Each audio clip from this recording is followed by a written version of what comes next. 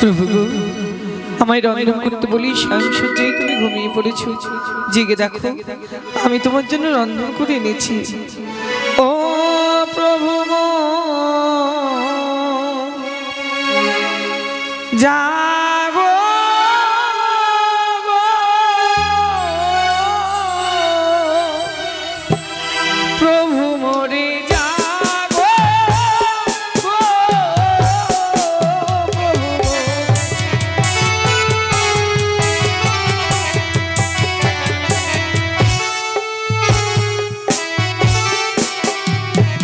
একবারে জাগো জাগো ও প্রাণনা, জেগে কথা কও, পুষ্পের পালঙ্ক পেয়ে কত নিত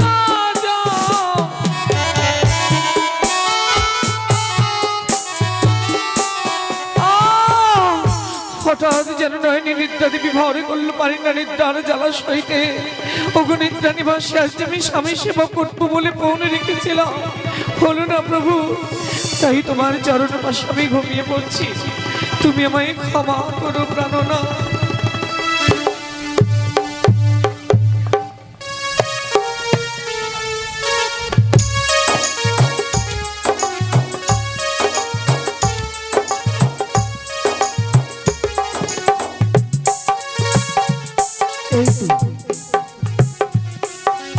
এই তো আমি লৌহ বাসন ঘরে চলে এসেছি। আজ মাতা বলেছে ওই শানিকোণে রয়েছে এক সুতবর্ণ ছিদ্র, সেই ছিদ্র সিঁদুরের ফোঁটা দিয়ে ঢাকা রয়েছে। আজ আমি নাকের নিঃশ্বাসে এই সিঁদুরখানা সরে বাসর ঘরে প্রবেশ করব।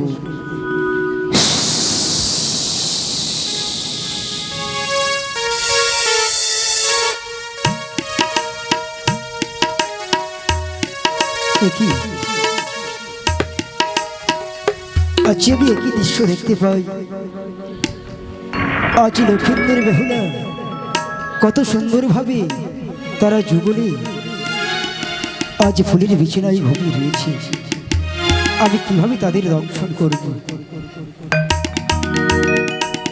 না, আমার জননী বলেছে ওই লক্ষ্মীন্দরের পদতলে বসে তার চরণ সেবা করতে।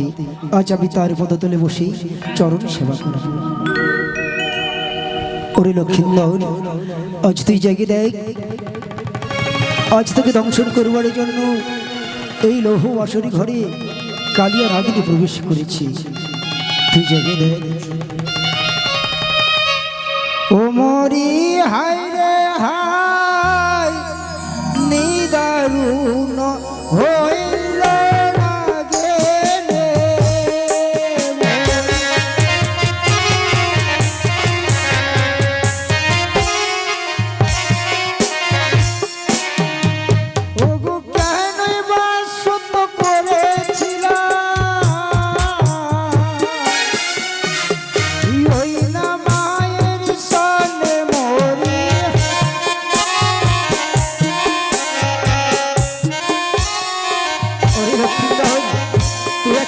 জেগে দেখ, জেগে দেখ। ওরে ওরে দুর্লভ লক্ষ্মীন্দর, আমি যা তোর পদতলে বসে তোমাদের সেবা করেছিলাম, আমি তো কোনো অপরাধ করিনি। তাই তুই আজ আমার মস্তকে মেরেছিস লাথি। এই লাথি মারার অপরাধে আজ তোকে আমি করিব দংশন। একই লক্ষ্মীন্দর, আমি যে তোকে দংশন করতে পারছি না লক্ষ্মীন্দর, তুই একবার জেগে দে। এক লাথি মারলে লাখ প্রাণের দুঃখ নাই মোরে।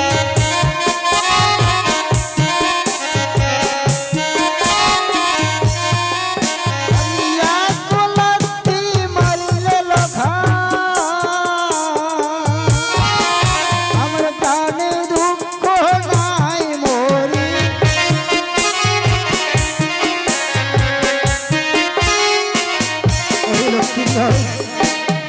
আজ তুই জেগে দেখ, এক লাথি মেরেছিস বলে আমার প্রাণে এতটুকু দুঃখ নেই।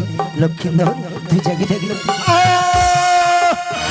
ওরে ওরে লক্ষিন্দর, এক এক করে আজ আমার মস্তকে 2টি বার করেছিস পদাঘাত। না না, আমি তোর এই পদাঘাত সহ্য করব না। তার অপরাধে আজ তোকে আমি করিব ধ্বংস।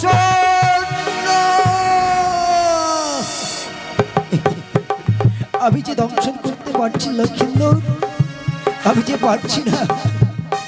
তুই ও লাথি মারলে লাখাই প্রাণে দুঃখ নাই মরি।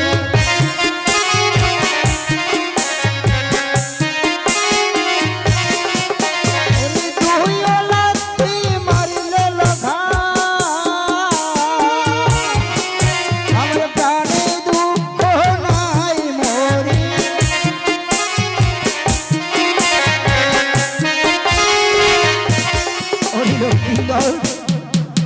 আজ তুই আমার বস্তুকে 2টি লাথি মেরেছিস বলে আমার কোনো অপরাধ করিনি আমি মনে, কোনো রাগ করিনি, কোনো ব্যথা মনে নেয়নি। আজ তুই জেগে দেখ, জেগে দেখ লক্ষিন্দর, তুই একটি বার দেখ। ওরে ওরে বিশ্ব লক্ষিন্দর, আজ তুই এক এক করে আমার মস্তকে 3টি বার করেছিস পদাঘাত।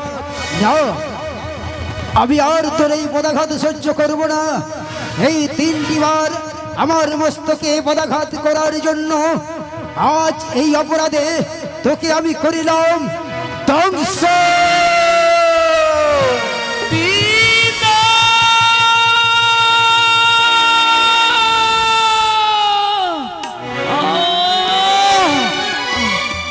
হঠাৎ করে যেন আমার বাম পদ দাউ দাউ করে চলে যায়। আমি যেন বিছানা জ্বালা সইতে পারি না।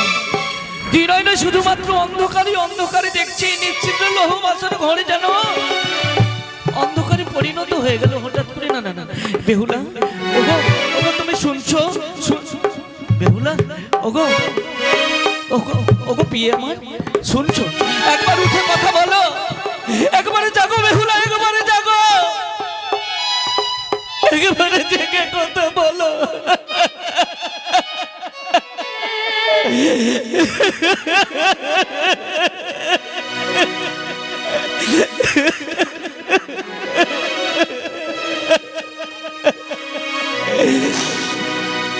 একবারে জাগো বালি, হচ্ছে কোন গো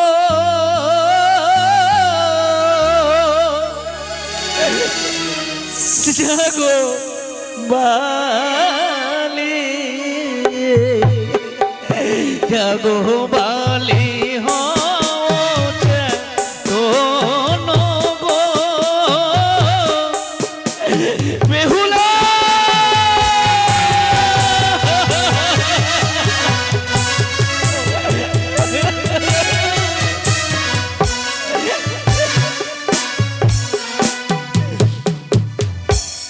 জাগো রে মা,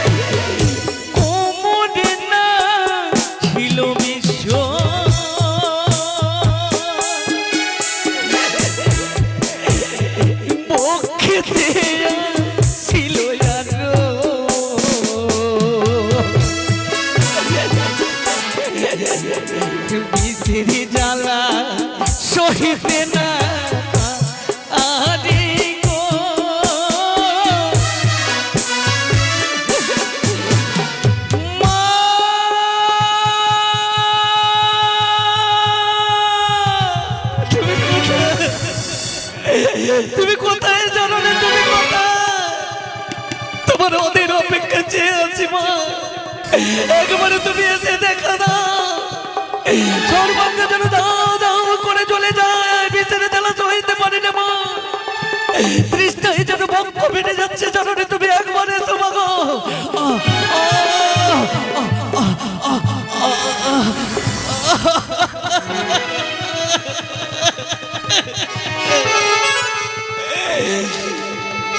ও প্রাণ যা যা মাগো বিসরি জ্বালা, ও প্রাণ যা যা মাগো বিসরি জ্বালা।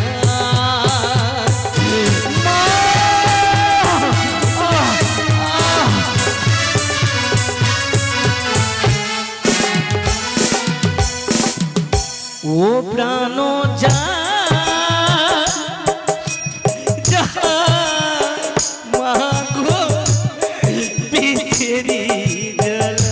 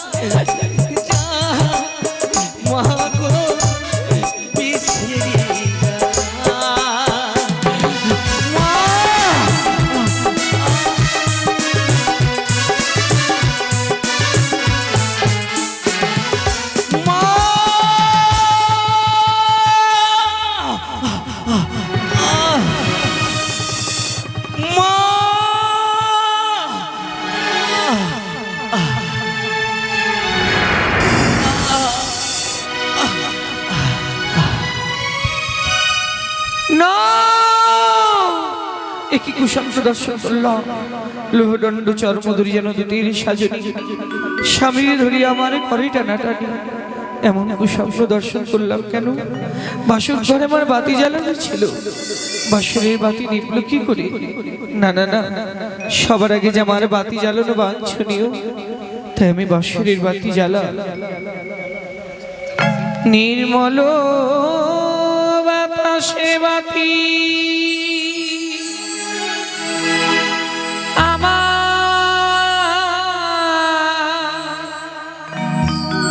কেন বাণী নিভিল?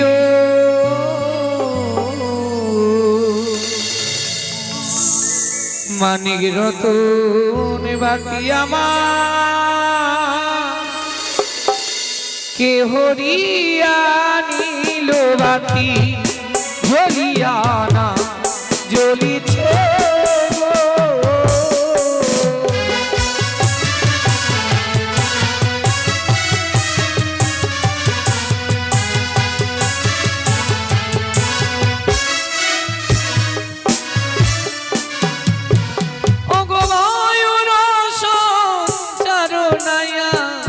পবনে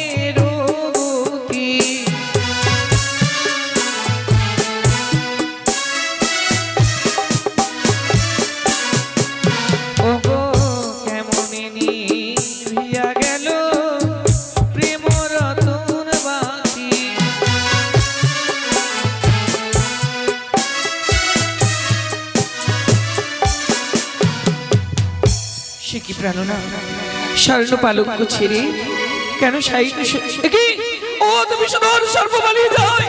না না না, সুবর্ণের জাতি তুমি পুচ্ছ কেটে দিল। প্রাণনা কথা সোনার বড় রঙ্গ যেন কালো হয়ে গেছে, মুখ দিয়ে গরল হয়ে যা। তুমি তুমি কি তুমি সর্পে দংশন করেছিল? ওগো সর্পে যদি দংশন করে থাকে কেন পারনি একেবারে বেহুলা বলে রাখতে? সারা রাত জেগে থাকবো বলে তোমার পিতাকে কথা দিয়েছিল, কথা রাখতে পারিনি বলে অভিমানে তুমি আমায় ডাকনি বুঝি? সারদা কথা বলো প্রাণনা, প্রাণনা।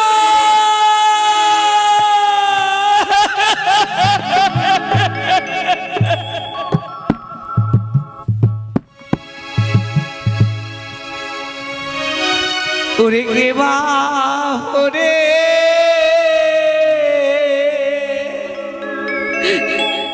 নীল রে,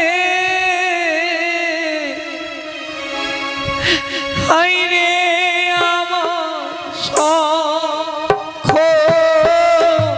এরু।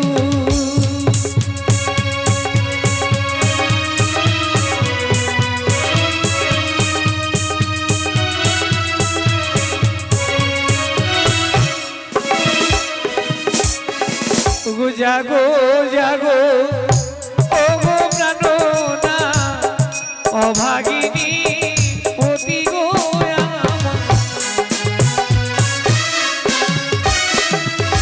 কথা বলো প্রাণনা, একবার সারদা নিশিপায় অবসা দক্ষিণা সুমেরু যেন মৃদু মৃদু বল, কোকিলের গুরু গুরু স্বরে ঝিঝি পোখর মিষ্টি গন্ধে যেন ভোরের আলো বেরিয়ে গেছে। এক্ষুনি তোমার মাতা পিতা ছুটে আসবে, আমি কি জবাব দেব বলো? ওরা জানতে চাইবে আমার সন্তানের সাহিত্য সজ্জায় কেন করেছে স্বয়ং। আমি কি উত্তর দেব বলো?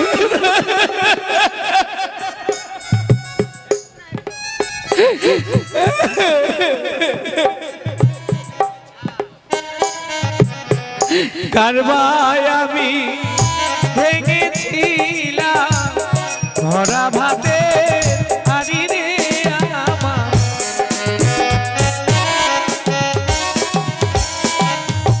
বলুন না প্রভু, দিনের শেষে একটি দিন শ্রীভক্তি সিঁদুরে দিয়ে স্বামীর মঙ্গলে কামনা করা আমার হলো না। একটি দিন স্বামী সেবা করতে পারলাম না। দেখে যাও জননী, দেখে যাও আমি যে বাসরে সব কিছু হারিয়ে দিয়েছি।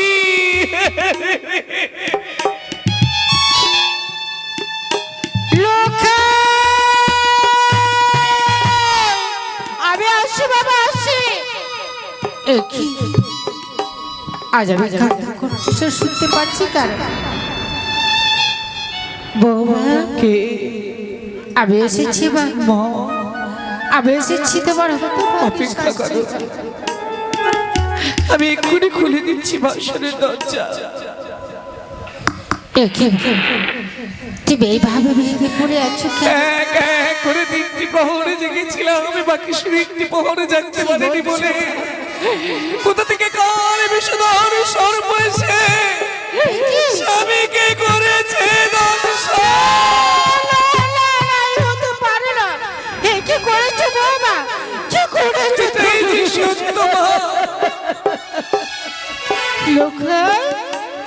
ওরে বাচ্চা, দেখ একবার দেখ আমাকে,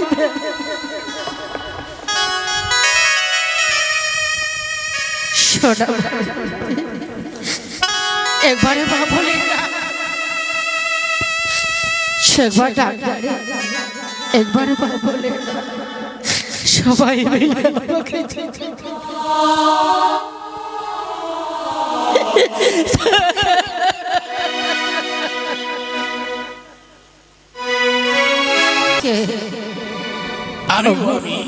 স্বামী এসেছি তুমি আজ এসেছো তুমি কাঁদছো? তুমি না গর্ব করে বলেছিলে হ্যাঁ বলেছি। লক্ষ লক্ষ টাকা ব্যয় করে আমি লববাসর ঘর তৈরি করেছি, কিন্তু আজ আমার সোনার পাখি আমাকে ছেড়ে চলে অসম্ভব, এ হয় না, হতে পারে না। দেব বিশ্বকর্মা দানের মায়ের লৌহ বাসর ঘর, ওই বাসরে সর্প প্রবেশ তো দূরের কথা, সূত্র প্রবেশ করতে পারে না। কোথায় আমার লখাই, কোথায়? তুমি বলতে পারবে? দেখো না, দেখো সোনার পালঙ্ক ছেড়ে দিয়ে মাটিতে সরে করেছে। তুমি আমার পুত্রকে আমাকে ফিরিয়ে দাও।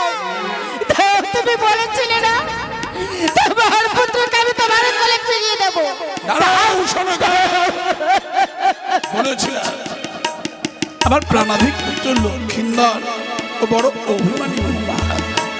আমার দৃঢ় বিশ্বাস আমি যদি ডাকি ও নিশ্চয়ই আমার ডাকে সাড়া দেবে গো মা। তুমি দেখবে আমার সন্তানে এক্ষুনি সাড়া দেবে। আজ আমার ছেলে আমার পুত্রকে জাগিয়ে দাও না। লখাই, এই লখাই, লখাই মা বলে নেই। বাবা নেমে গেছে চম্পকনগরের শেষ প্রদীপ, শিবরাত্রির প্রদীপের শেষ চলতে দুর্লভ লক্ষিত। পারলে না বৌমা, পারলে না রক্ষী মানে মোর স্নেহাধিক দুর্লভ লক্ষিত। পারিনি বাবা, কে? আমি প্রথমেই পরাজিত হয়ে গেছি। কে তোর বাবা? তুই রাক্ষসী, কলঙ্কিনী, বিচারিণী। আমার প্রতি যদি মরে আমার কুকর্মে, তবে তার আগে 6 পুত্র মরিল কিসের কারণে? সব আমার অদৃষ্টের দোষ মা, অদৃষ্টের দোষে আমি আমার 6 পুত্রকে হারিয়েছি। শোনো গা, তুমি এখনো কাঁদছ? যাও তুলসী ভিটায় নিয়ে যাও লক্ষিন্দরকে। আর যদি কাঁদতেই হয় তুমি হরগৌরী চরণে গিয়ে মাথা কুটে কুটে কাঁদো। যাও। সে কি বলছে তো? তাই আমার পুত্র মরেছে বলে আজ আমার পুত্রকে আমি তুলসী তলে সবাইকে ডেকে কোথায় কি আছিস? আই তাড়াতাড়ি করে আজ আমার পুত্রকে এই তুলসী তলায় নিয়ে চল। বাবা গো, দেব না, দেব না, আমার স্বামীকে আমি শ্মশানে নিয়ে যেতে দেব না। ও শ্বশুর বাবা গো, আমি ওকে শ্মশানেই সমাদাহ করব। আমার স্বামী রে না পুরাবে না গো রে।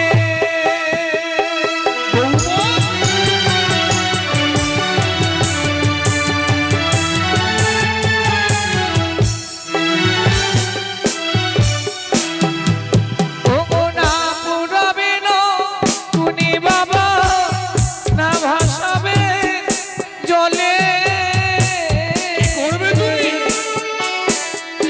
কলার ভেলায় নিদিন আমায় ভক্তি বসাগরে।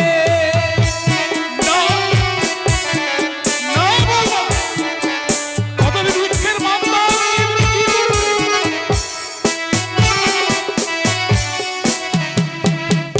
স্বামী নিয়ে ভাসতে ভাসতে আমি দেবতার নগর যাব।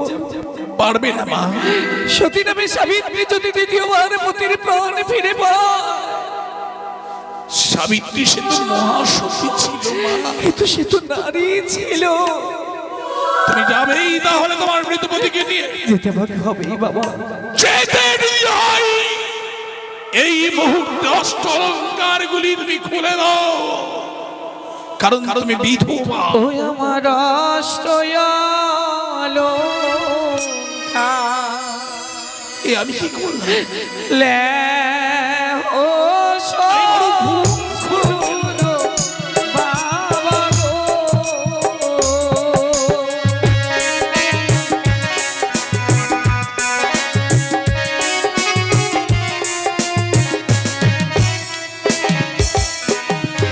বলিব বাবা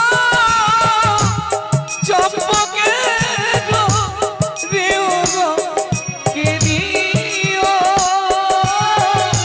অভাগিনী বেহুলা মায়া ভুলিও শ্বশুর বাবা গো।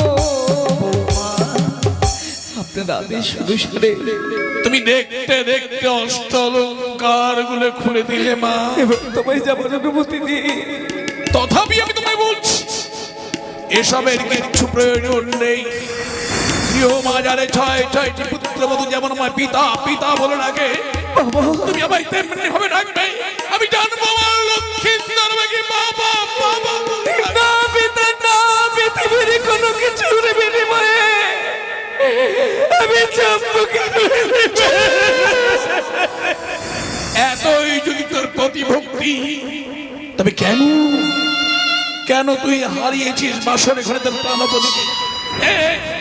এই মুহূর্তে অগ্নিবাণের বসনে পরিত্যাগ করতে হবে। বাবা গো, পর কখনো আপন হয় না, আপনি তো প্রমাণ করলেন। আমি পুত্রবধূ নই, যদি আপনার মেয়ে হতাম পারতে। সত্যই তুমি যদি আমার কন্যা হতে পারতেন না আমার অঙ্গ থেকে বস্ত্রখানা খুলে যাইতে। দেব একটি ধবলির ধান বস্ত্র প্রদান করুন। হ্যাঁ মা, লজ্জাই হচ্ছে নারীর ভূষণ।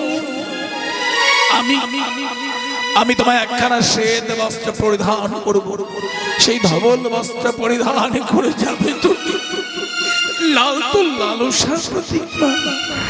ওই ধবল বস্ত্র পরিধান করে তুমি যাবে কি জেনে চেয়েছিলে তুমি? পঞ্চম কদলী বৃক্ষের মামলা।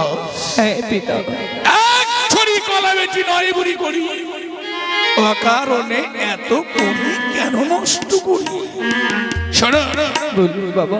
ওই কদলী বৃক্ষ মোর প্রাণাধিক পুত্রদের প্রাণেরও অধিক, তাই আমি কিছুতেই দিতে পারবো না।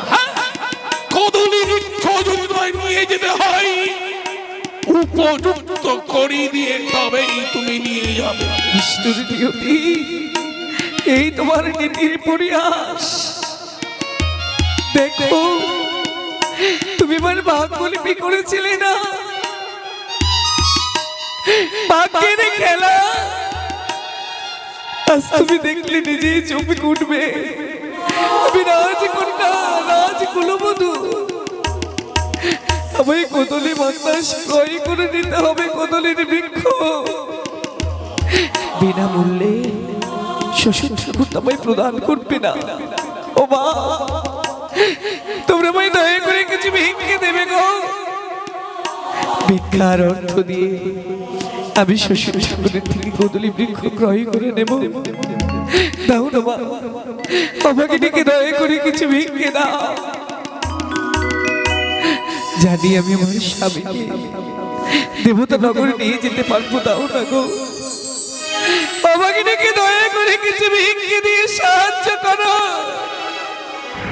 নইলে যে আমার সব আশা ব্যর্থ হয়ে যাবে, যেতে পারবো না আমি দেবতা নগর। দাও না মা।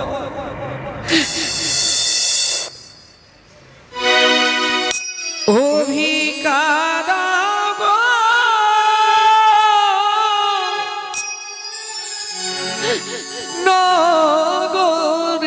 নগরবাসী ভিকার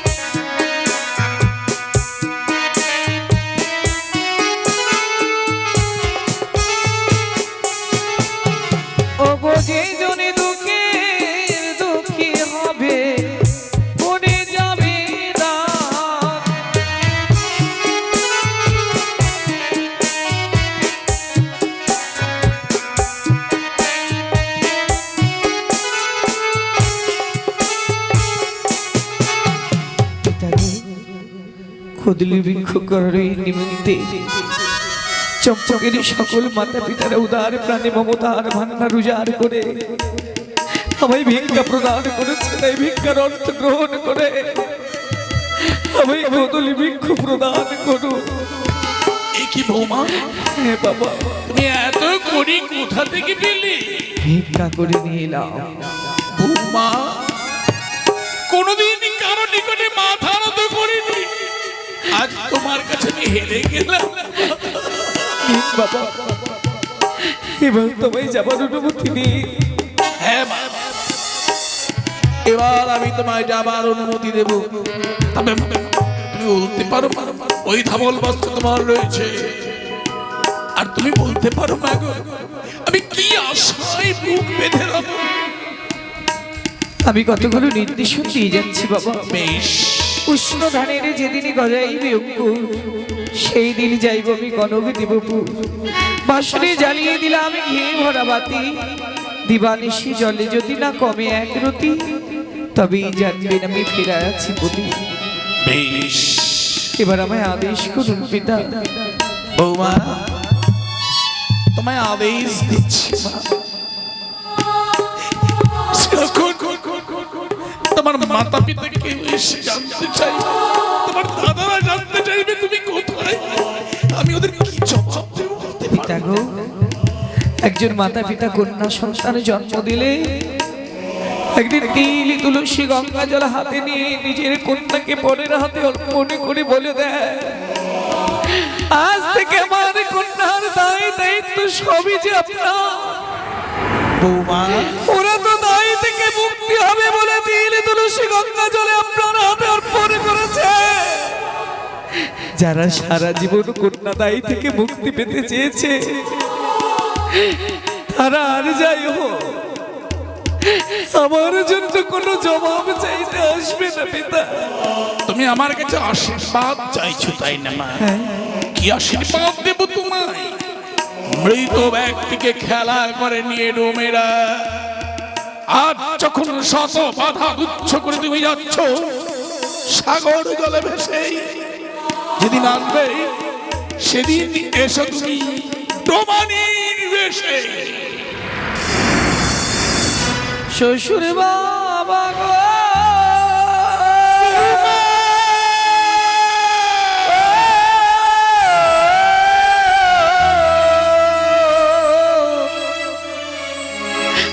আমি চলে যা,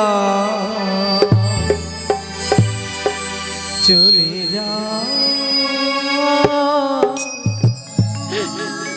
আমি চলে যা। শ্বশুর বাবা গো,